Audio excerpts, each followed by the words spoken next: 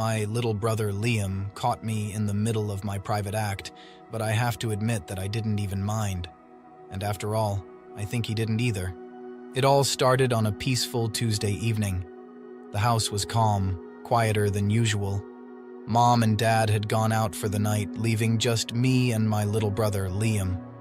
He'd always been the playful one, with a knack for finding ways to annoy me in the most creative ways possible when we were kids.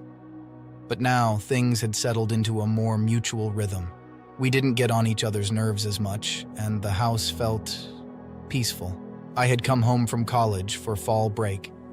It had been months since I'd last been back, and the moment I walked through the door, the flood of memories hit me. My old room was still mostly intact, though the posters on the walls were faded, and the desk was covered with things my parents had stored there over the years. It was like stepping back in time. I'd missed this feeling, being home, surrounded by familiar sights and sounds. Liam had changed, though. I noticed it the moment he walked into the kitchen to say hi. He wasn't the skinny, awkward kid I remembered from just a few years ago. He'd grown taller, his presence more confident. He didn't even look like the same person anymore. It was like seeing a stranger for the first time, a stranger who felt oddly familiar. "What?" he asked, catching me staring at him. "Nothing," I said quickly, shaking my head. "You just look different." He grinned, scratching the back of his neck. "It's called growing up, Jack. You should try it sometime." I rolled my eyes, but I couldn't help smiling. He had this way of making everything feel light, like nothing was ever too serious. But now, there was something else about him, something I couldn't quite put my finger on. That night, after dinner and hours of catching up, I finally headed to my room. The day had been long, traveling, unpacking, and navigating the emotional overload of coming back home after so much time. All I wanted was a shower and a good night's sleep. My old bed creaked as I lay down, the mattress sagging in all the familiar places. The house was quiet, save for the occasional sound of Liam moving around in his room down the hall. I closed my eyes, letting the comfort of being home wash over me. But sleep didn't come. Instead, my mind wandered. It had been a long time since I'd had any kind of intimacy. College life was busy, chaotic, and filled with more work than socializing. I hadn't had the chance to connect with anyone in months, and lying there in the darkness, that fact weighed on me. I shifted under the covers, my body restless, my thoughts spiraling into places I hadn't meant for them to go. And then, without warning, my mind landed on Liam. I felt my breath hitch. The memory of him standing in the kitchen earlier that night flashed through my mind. The way his shirt clung to his chest, the easy confidence in his smile, the warmth of his hug. I'd brushed it off at the time, but now, in the silence of my room, those thoughts came rushing back, sharper and more vivid. What was wrong with me? This was Liam, my little brother. I shouldn't be thinking about him like this. But the more I tried to push the thoughts away, the stronger they became. My heart pounded as I remembered the way he looked at me when I teased him, his eyes glinting with mischief. I imagined his voice, low and teasing, whispering my name. It wasn't just his appearance that had changed. There was a presence about him now, something that made it impossible to ignore him. I bit my lip, my body heating as my thoughts spiraled further. My hand slid under the blanket, hesitantly at first, but soon I let myself sink into the moment. I closed my eyes, letting the fantasy take over, and for the first time in what felt like forever, I felt alive. But it did not take long before it happened. I was completely lost in my own world when the door to my room swung open. "Jack?" Liam's voice cut through the silence, and I froze, my heart stopping in my chest. He stood in the doorway, his hand still on the doorknob, his eyes wide as they took in the scene. My face burned as I realized how exposed I was, my hand still under the blanket, my breathing heavy. I scrambled to sit up, pulling the blanket around me as if that could erase what he'd just seen.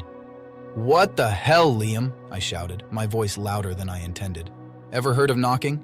I didn't know," he stammered, his face turning red. He looked away, scratching the back of his neck awkwardly. I just wanted to see if you wanted to watch a movie or something." "Well, clearly I'm busy," I snapped, though my voice trembled with embarrassment. "And it is 11 p.m., Liam. Go to bed." My heart was pounding so loudly I was sure he could hear it. "I can see that," he muttered, looking towards my sheets and his tone somewhere between amused and shocked. He glanced back at me, his eyes lingering for a moment before he quickly looked away again. I'll leave you to it then." He turned to leave, but before he could close the door, I called out, "Wait." I wasn't sure why I said it. Maybe it was the panic, or maybe it was the tension that hung in the air between us. Whatever it was, the word escaped before I could stop it. Liam paused, his hand on the doorknob, and looked back at me. His expression was unreadable, his face still flushed. "What?" I hesitated, my mind racing for something to say, some way to salvage the situation. But the truth was, I didn't want him to leave. Not yet. "I'm sorry, I didn't mean to yell." He gave a small nod, his eyes meeting mine for a moment before darting away again. "It's fine," he said, his voice softer now. "I should have knocked." We stood there in silence, the tension between us thick and heavy. I could feel my pulse in my ears, my face still burning with embarrassment, but there was something else too, something I couldn't quite name. "Do you want to come in?" I asked, the words tumbling out before I could think them through. Liam raised an eyebrow, clearly surprised by the question. "Seriously?" "Yeah," I said quickly, though my voice wavered. "I mean, you're already here, so..." He hesitated for a moment, then stepped inside, closing the door behind him. He leaned against the wall, crossing his arms over his chest, his expression cautious but curious. "So," he said after a moment, "what exactly were you doing in here?" I felt my face heat again, and I groaned, pulling the blanket over my head. "Oh my God, can we not talk about it?"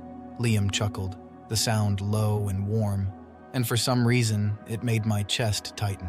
"Relax, Jack. I'm just messing with you." I peeked out from under the blanket, glaring at him. "You're such a jerk."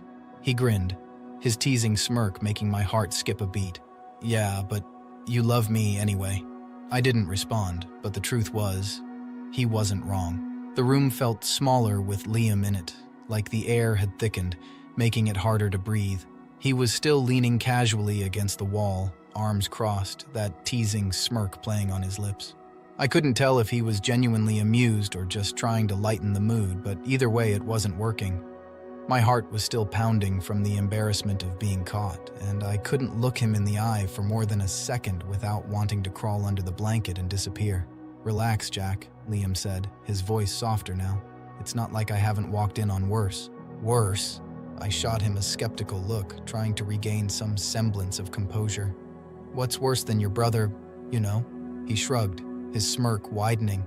"Oh, I don't know.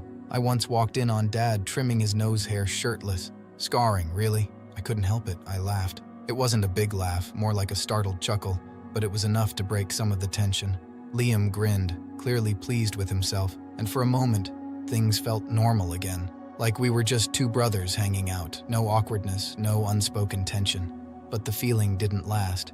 The silence that followed was heavy, and I could feel his gaze on me, watching me too closely. It made my skin prickle, like he could see right through me, past the embarrassment and into the thoughts I was desperately trying to ignore. I pulled the blanket tighter around myself, as if it could shield me from whatever was happening between us. "So," Liam began, his tone deliberately casual, "who were you thinking about?" "What?" My head snapped up, and I stared at him, my face burning. "No one?" I wasn't. "What kind of question is that?" He shrugged again, his expression infuriatingly calm. "I'm just saying you looked pretty into it. Must have been someone special." It was as if he knew. "Liam!"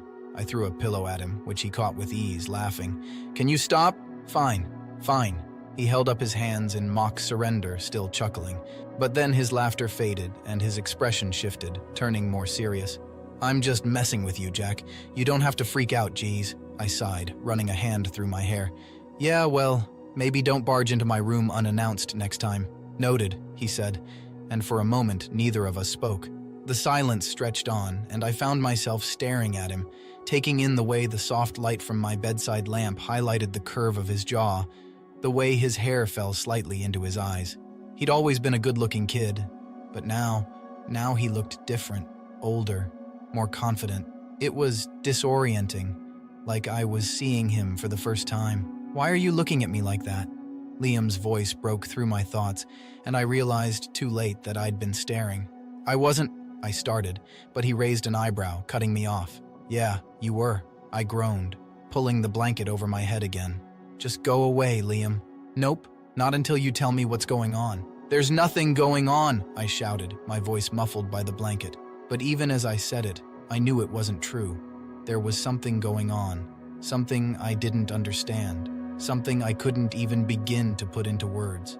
And the way he was looking at me now, like he could see straight through me, wasn't helping. Liam moved closer, sitting on the edge of the bed. I felt the mattress dip under his weight, and my heart skipped a beat. I peeked out from under the blanket, and he was right there, his face just inches from mine. His expression was unreadable, his eyes searching mine like he was trying to figure something out. "You're acting weird," he said quietly. "What's wrong?" "Nothing," I muttered, but my voice lacked conviction. "Jack," he said, his tone soft but firm. "Come on, talk to me." I hesitated, my chest tightening. I didn't know how to explain what I was feeling. Didn't know how to put it into words without sounding completely insane. How was I supposed to tell him that I couldn't stop thinking about him? That he'd been in my head all night? That even now, sitting so close, he was all I could think about? "It's just," I trailed off, swallowing hard. "It's been a weird night." Liam tilted his head, studying me. "Weird how?" I couldn't answer. The words wouldn't come. Instead, I looked away, focusing on the blanket bunched in my lap, hoping he would drop it. But he didn't. He stayed right where he was, waiting, his presence impossible to ignore. "Jack," he said again, his voice softer this time. "You can tell me." Something in his tone broke through the wall I'd been trying to put up. It wasn't teasing or judgmental. It was genuine, filled with concern, like he actually cared. And that made it even harder to keep everything bottled up. "I don't know what's wrong with me," I admitted, my voice barely above a whisper. "It's like I'm thinking things I shouldn't be thinking. About you," I confessed. The words hung in the air between us, and I felt my stomach twist. I couldn't believe I'd actually said it out loud. I braced myself for his reaction, for him to pull away or laugh it off or get angry. But he didn't do any of those things. Instead, he stayed right where he was, his expression unreadable. "What kind of things?" he asked, his voice quiet. It was as if he wasn't surprised I told him this. I hesitated, my throat tight. "Things I shouldn't be thinking," I repeated, my eyes fixed on the blanket. "I don't know why. It just happened." Liam was silent for a long moment, and I could feel my chest tightening with every second that passed. But then, to my surprise, he reached out, his hand resting lightly on my arm. The touch was gentle, almost hesitant, but it sent a jolt through me all the same. "Jack," he said softly, his voice steady. "It's okay." I looked up at him, my heart pounding. "It is?" He nodded, his hand still on my arm. The words hung in the air between us, heavy and full of meaning. "Yeah, it's okay." Liam's voice was steady, calm, but the weight of what he'd just said made my chest tighten. I wasn't sure if I'd heard him right, if he really meant it, or if he was just trying to ease the awkwardness between us. But the way he looked at me, so steady, so sure, made me think he wasn't just saying it to make me feel better. For a long moment, neither of us spoke. The silence was thick, but not uncomfortable. It was like we were both waiting for the other to make the next move, to say something that would break the tension or push things forward. "Liam," I started, my voice shaky. "I don't know what's wrong with me." He tilted his head slightly, his gaze never leaving mine. "Why do you think something's wrong with you?" "Because this isn't normal," I said, the words tumbling out before I could stop them. "You're my brother, I shouldn't—" "Stop," he interrupted, his voice firm but gentle. His hand moved from my arm to my shoulder, squeezing lightly. "Don't do that. Don't make it sound like you're broken or something. You're not." I blinked, caught off guard by his words. "But, no," he said, cutting me off again. "Jack, you're not some kind of freak. You're just feeling something, and that's okay." "Is it?" I asked, my voice barely above a whisper. "Because it doesn't feel okay. It feels wrong." "Does it?" he countered, his eyes narrowing slightly. "Because from where I'm sitting, It looks like you're beating yourself up over something you can't control, and honestly, I don't think you should." I stared at him, my heart pounding. The way he was looking at me, the way he spoke, it was like he wasn't just trying to comfort me. There was something else there, something deeper. I didn't know what it was, but it made my chest ache in a way I couldn't explain. "Why aren't you freaking out about this?" I asked, my voice trembling. "You should be freaking out." He gave a small shrug, his lips quirking into a faint smile. "Maybe I'm just better at keeping my cool than you are." "Liam, Jack," he said, cutting me off again. "Do you trust me?" The question took me by surprise. "Of course I trust you." "Then trust me when I say this doesn't have to be a big deal," he said softly. "It's just us. No one else has to know. No one else has to understand. It's just you and me." His words sent a shiver through me, and I felt my chest tighten. The way he said it, so calm and sure, made it sound so simple. But it wasn't simple. It was complicated and messy and terrifying. And yet the way he was looking at me, the way his hand rested on my shoulder, made it feel like maybe it didn't have to be. "Liam," I said, my voice barely audible. "What are you saying?" "I'm saying I don't care if it's normal or not," he replied, his voice steady. "I care about you. And if this is something you're feeling, then maybe I feel it too." My breath caught in my throat, and I stared at him, my mind racing. Did he really mean that? Was he really saying what I thought he was saying? I didn't know how to respond, didn't know what to do. All I knew was that my heart was pounding so loudly I could barely hear anything else. Before I could stop myself, I reached out, my hand brushing against his. He didn't pull away. Instead, his fingers curled around mine, his touch warm and steady. The simple gesture sent a wave of relief and something deeper, something I didn't want to name, washing over me. "I don't know what to do," I admitted, my voice trembling. "I don't even know what this is." "Me neither," he said, his voice soft. "But maybe we don't have to know. Maybe we just figure it out together." His words made my chest ache, and I felt my eyes sting. I didn't know why I was so emotional, why his words hit me so hard, but they did. I nodded slowly, squeezing his hand.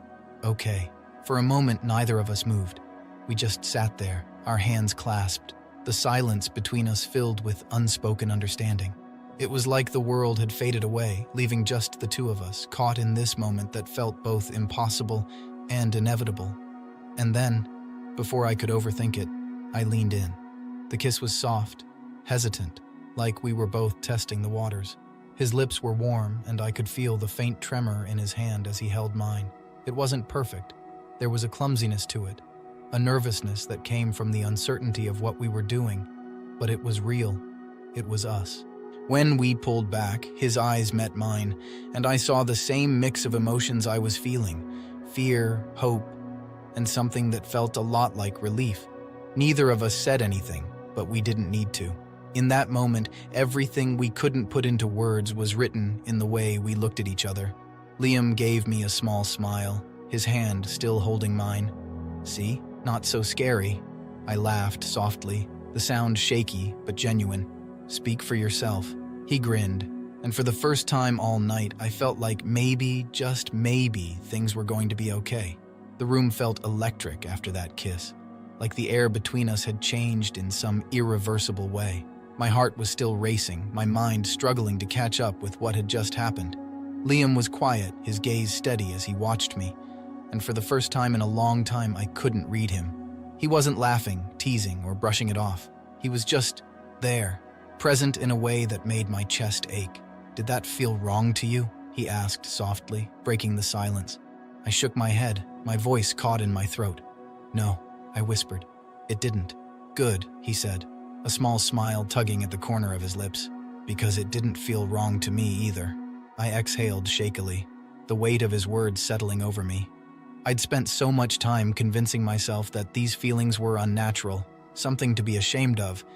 But hearing him say that, hearing him validate what I was feeling, made it all seem a little less terrifying. "What happens now?" I asked, my voice barely above a whisper. Liam shrugged, his smile fading into something softer, more vulnerable. "I don't know. I've never done this before, Jack. But I think we just take it one step at a time. Figure it out as we go. His words were simple, but they carried so much weight. I nodded slowly, my fingers still intertwined with his. Okay. The quiet stretched between us again, but it didn't feel heavy this time. It felt comforting, like we were finally on the same page, finally letting go of all the unspoken tension that had been building for so long. For the first time, I felt like I could breathe. Do you want to talk about it? Liam asked after a moment, his tone cautious. Talk about what? About why you've been acting so weird lately, he said, his lips quirking into a faint smile. Because, let's be honest, Jack, you've been weird. I groaned, pulling my hand away from his to cover my face. I don't know, I admitted, my voice muffled. It's just, everything about you feels different now, and it's messing with my head. Different how? He asked, leaning in slightly. I hesitated, my cheeks burning. You're not the same annoying kid I grew up with, I said finally. You're confident, grown up, and I don't know how to handle that.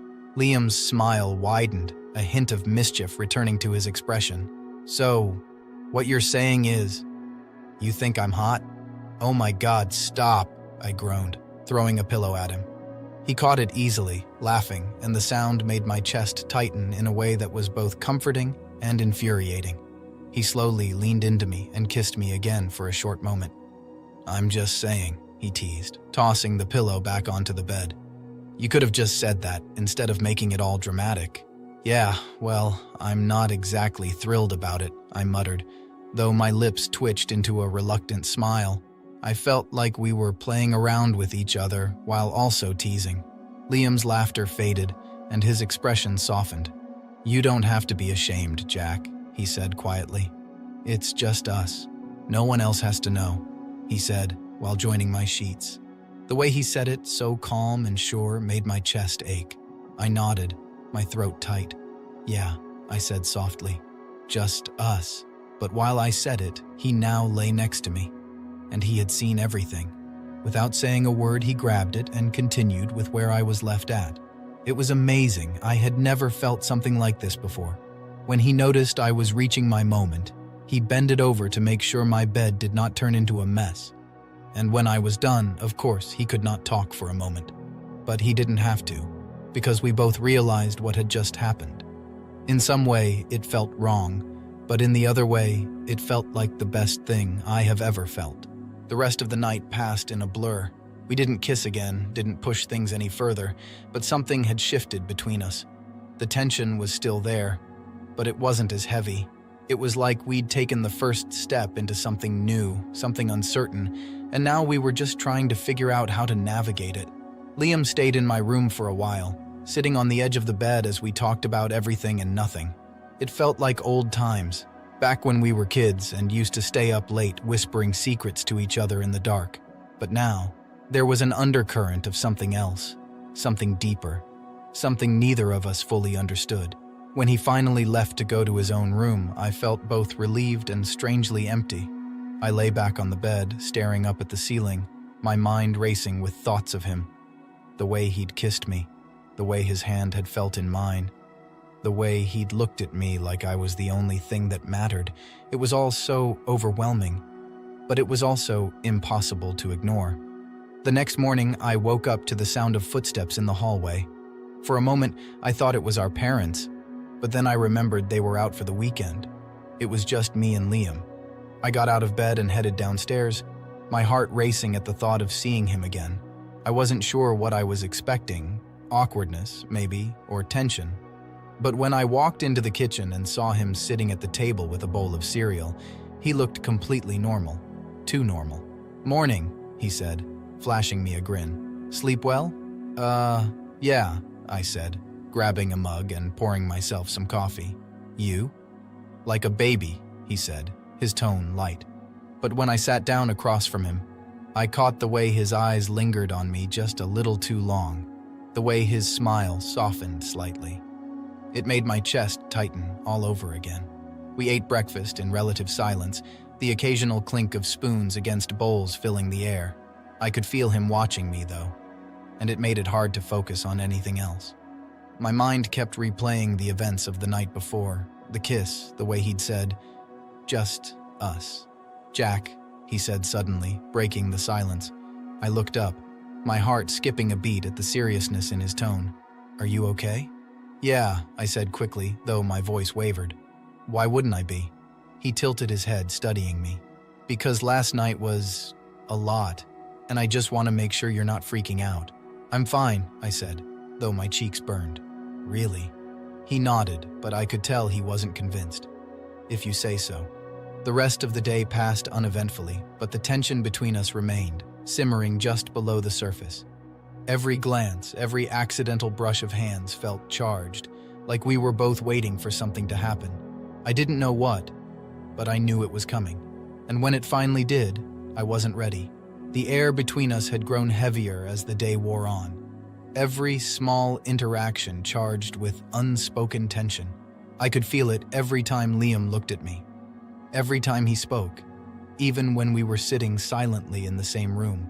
It was like a storm building on the horizon, and I knew it was only a matter of time before it broke. That evening, the house was quiet again. Our parents had called to say they'd be staying at Grandma's another night, which left just me and Liam alone. He'd gone up to his room after dinner, leaving me to sit on the couch with the TV playing quietly in the background.